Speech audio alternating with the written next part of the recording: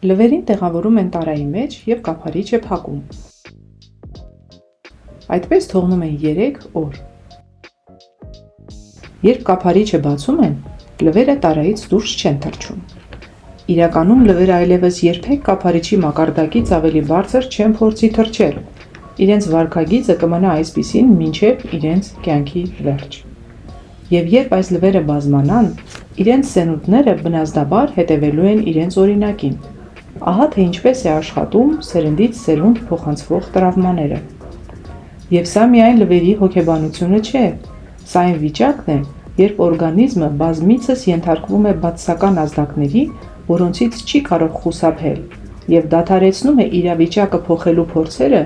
նույնիսկ երբ հայտնվում են այդպիսի հնարավորություններ։ Սա նկատվում է բոլոր կենդանի օրգանիզմների մոտ։ Սա նաև նկատվում է մարդկանց մոտ։ Իսկ դու կարո՞ղ ես դուրս թռչել սահմաններից, որոնք իրականում երբեք էլ քոնը չեն եղել։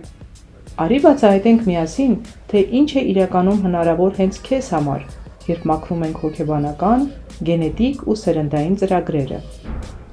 Մայիսի 3-ից մեկնարկում է մեր նոր էպիգենետիկայի դասընթացը, նախատեսված նրանց համար, ովքեր այլևս չեն ցանկանում ապրել կափարիչի տակ։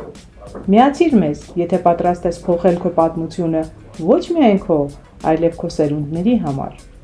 Էպիգենետիկան քո կյանքի ամենահետաքրքիր ճանապարհորդությունն է դեպի քո իսկ ազատագրված ԴՆԹ-ն։ Գրանցվելու և մանրամասների համար զանգահարիր մեզ։